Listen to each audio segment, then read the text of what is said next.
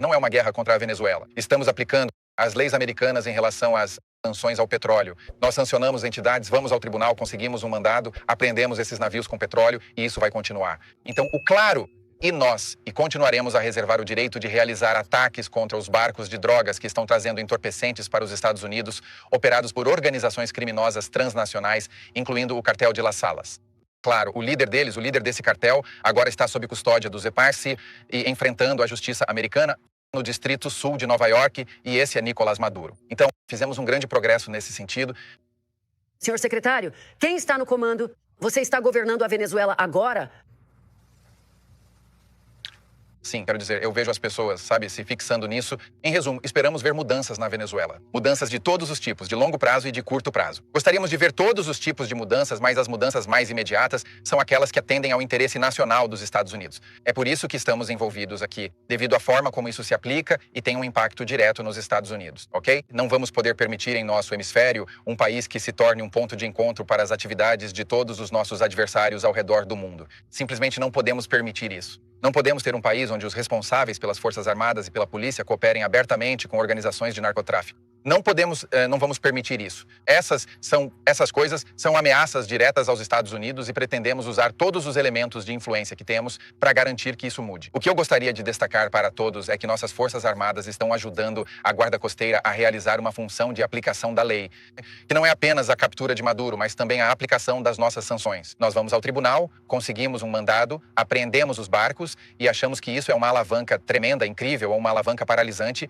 que pretendemos continuar usando até vermos as mudanças que precisamos ver, que beneficiam o povo americano e, aliás, acreditamos que também beneficiam o povo da Venezuela. Mas, senhor secretário, acho que há muitas dúvidas sobre quem são as pessoas de referência durante essa transição. O presidente Trump disse, nós vamos governar o país. Então é você, é o secretário Hegseth? Quem são essas pessoas que vão especificamente governar o país? Bem, não se trata de governar, é de conduzir a política. A política é que queremos que a Venezuela siga em determinada direção, pois é bom para o povo venezuelano e está no nosso interesse nacional. Isso toca em algo que é uma ameaça à nossa segurança nacional ou benéfico prejudicial ao nosso interesse nacional. Envolvido na transição, secretário? Estou envolvido nisso? Bem, claro, quer dizer, acho que todo mundo sabe que estou bastante envolvido na política deste hemisfério. Obviamente, como secretário de Estado e conselheiro de Segurança Nacional, estive muito envolvido em todos esses aspectos. O Departamento de Guerra desempenha um papel muito importante aqui, junto com o Departamento de Justiça, por exemplo, porque são eles que têm que ir ao tribunal. Portanto, este é um esforço conjunto de todo o aparato de segurança nacional do nosso país, mas é ele quem conduz essa política. E o objetivo dessa política é promover mudanças na Venezuela que sejam benéficas para os Estados Unidos, em primeiro lugar, porque é para quem trabalhamos, mas também, acreditamos, benéficas para o povo venezuelano, que tem sofrido tremendamente. Queremos um futuro melhor para a Venezuela e acreditamos que um futuro melhor para o povo venezuelano também traz estabilidade para a região e torna o nosso entorno um lugar muito melhor e mais seguro. O presidente Trump disse que o governo está trabalhando com a vice-presidente de Maduro, Delcy Rodrigues. Por que o governo se opõe a trabalhar com a líder da oposição, Maria Corina Machado? Ela também é ganhadora do Prêmio Nobel da Paz, claro. A coalizão dela tem o apoio de 70% dos venezuelanos. Por que não trabalhar com ela? Bem, algumas coisas. Antes de tudo, Maria Corina Machado é fantástica e é alguém que conheço há muito tempo. Todo o movimento é.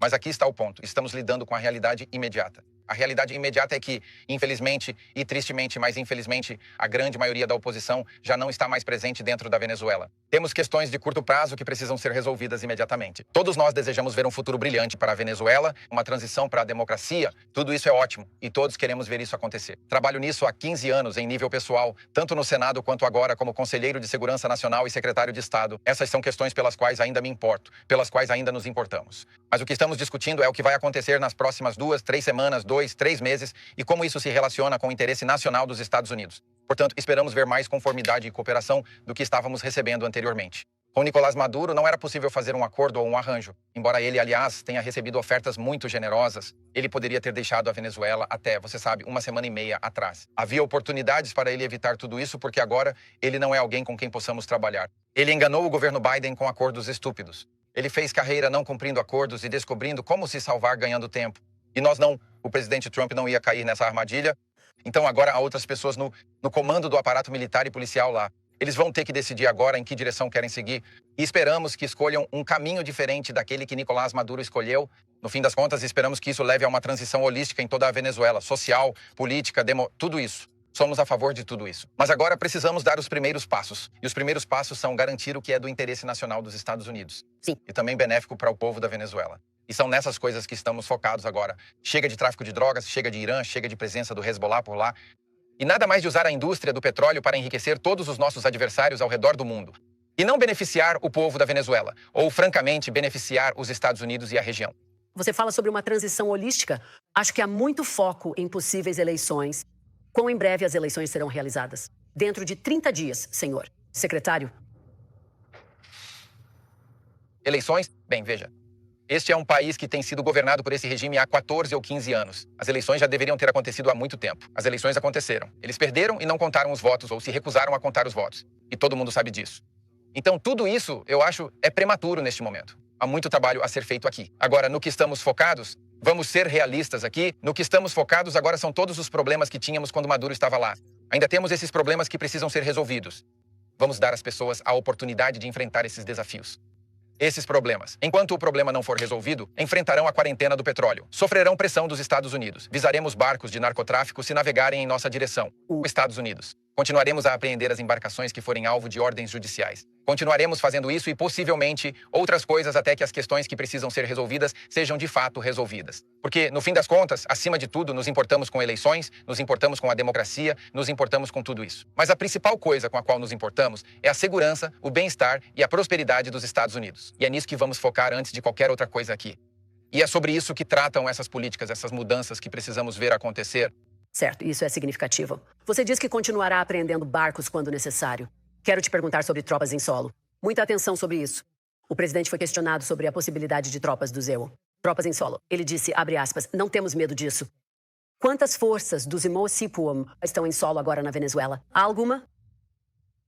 Há alguma? Nós não temos forças do ZEU em solo na Venezuela? Não temos forças do ZEU em solo. Todo mundo sabe que eles estiveram em solo por cerca de 2 horas quando foram capturar Maduro. E eu acho que o que o presidente está dizendo é muito simples, que é, como presidente dos Estados Unidos, ele não vai sair por aí dizendo às pessoas o que ele não vai fazer. Ele não vai sair por aí dizendo, eu não vou fazer isso, eu não vou fazer aquilo. Sim, eu me importo com essa questão, mas só vou até certo ponto. Ele mantém todas essas opções em aberto. No caso específico que você está citando, isso era, em essência, no seu cerne, uma função de aplicação da lei. O Departamento de Justiça, desde o governo Biden, oferecia uma recompensa de $25 milhões por sua captura. Então temos uma recompensa por sua captura, mas não vamos aplicá-la. Essa é a diferença entre o presidente Trump e todos os outros. É fácil fazer um cartaz de procurado e dizer $50 milhões pela captura de Maduro, mas ninguém leva isso a sério porque você não vai fazer nada a respeito. O presidente Trump fez algo a respeito. Para você, ele fez algo a respeito. Nós fomos lá, o pegamos, ele foi preso e agora está em Nova York. Nenhum americano foi morto. Nenhum equipamento perdido. Era algo que precisava ser feito e feito. E eu asseguro, as pessoas na Venezuela, agora que estão no comando da polícia e de todo o resto, eu lhe asseguro que eles provavelmente serão muito mais obedientes do que Maduro foi como resultado disso. O presidente Trump informou ao The New York Post que não haverá tropas na Venezuela se Delcy Rodrigues fizer nossa vontade. Mas ela exige a libertação de Nicolás Maduro. Ela insiste que seu país não vire uma colônia. O que exatamente Rodrigues precisa fazer para manter o seu ENUA com as tropas fora da Venezuela? Esqueça as tropas do ZEUA, esqueça essa questão. O que precisa acontecer para que nossas relações com a Venezuela mudem e nossa abordagem mude, como já destaquei, você não pode inundar o país com membros de gangues. Você não pode inundar o país com drogas da Colômbia pela Venezuela no apoio de elementos de forças de segurança. Você não pode transformar a Venezuela no centro de operações para o Irã, para a Rússia, para o Hezbollah, para a China, para os agentes de inteligência cubanos que controlam esse país. Isso não pode continuar. Essas coisas não podem continuar acontecendo. Você não pode continuar permitindo que as maiores reservas de petróleo do mundo estejam sob o controle de adversários dos Estados Unidos, sem beneficiar o povo da Venezuela e sendo roubadas por um punhado de oligarcas ao redor do mundo, inclusive dentro da própria Venezuela, mas sem beneficiar o povo daquele país. Você sabe, nós vimos como nossos adversários ao redor do mundo estão explorando e extraindo recursos da África, de todos os outros países.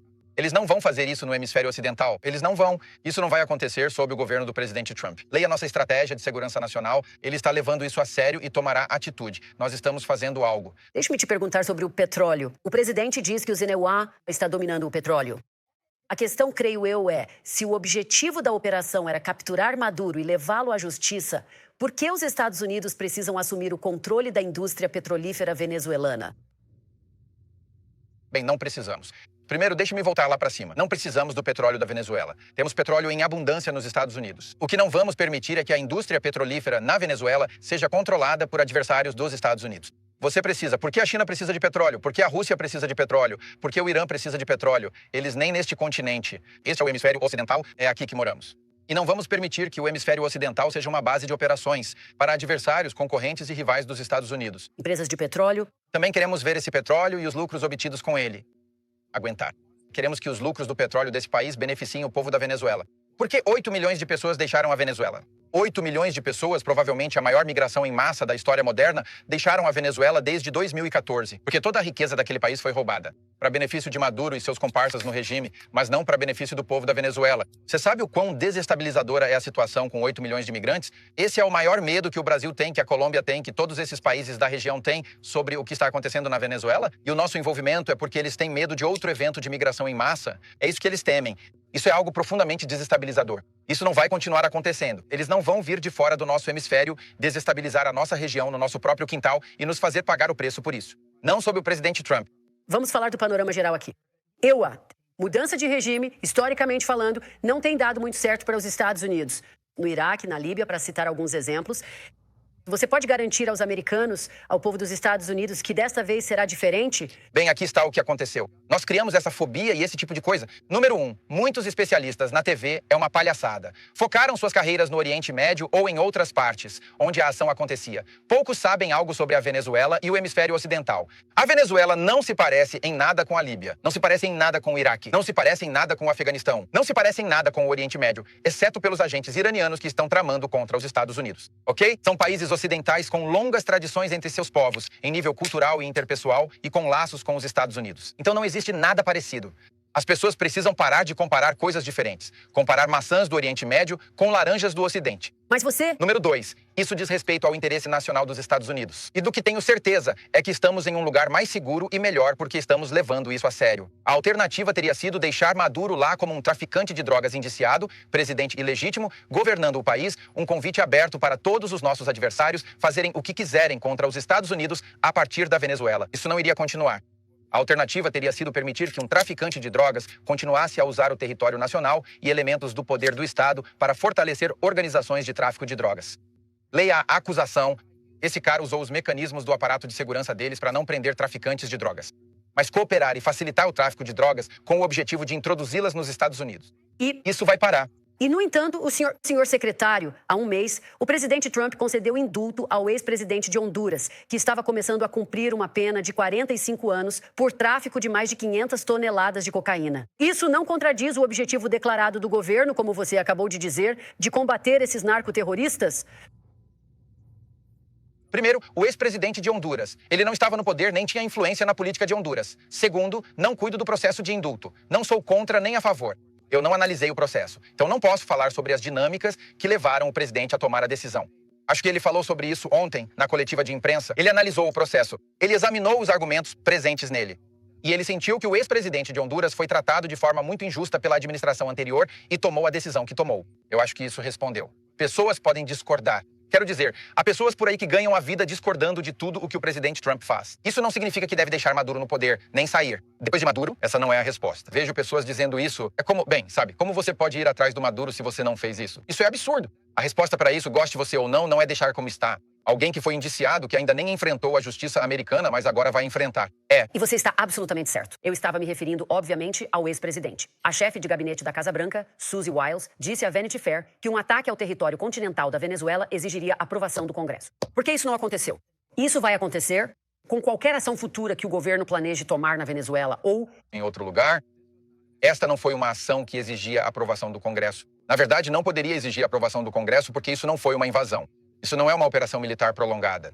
Esta é uma operação muito precisa que envolveu algumas horas de ação. Também foi uma operação muito delicada. Foi uma operação que exigiu que todas essas condições estivessem presentes no momento certo, no lugar certo. Não se podia correr o risco de vazamentos. Não podíamos permitir nada que colocasse a missão em risco, matasse pessoas ou comprometesse a missão. E a questão da opcionalidade.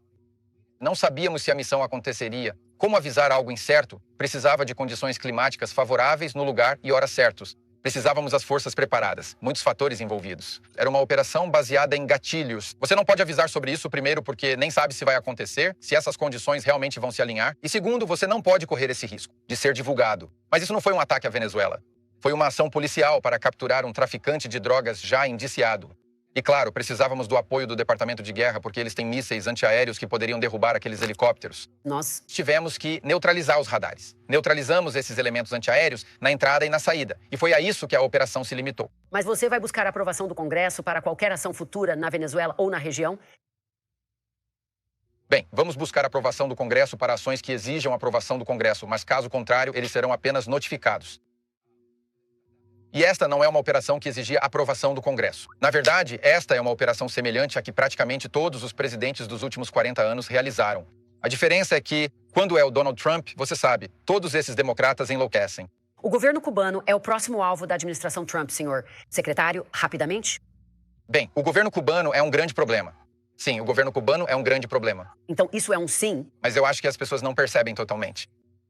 Acho que eles estão com muitos problemas. Sim, não vou falar com você agora sobre quais serão nossos próximos passos e nossas políticas a esse respeito. Mas não acho que seja nenhum mistério que não somos grandes fãs do regime cubano, que, aliás, são os que estavam sustentando Maduro.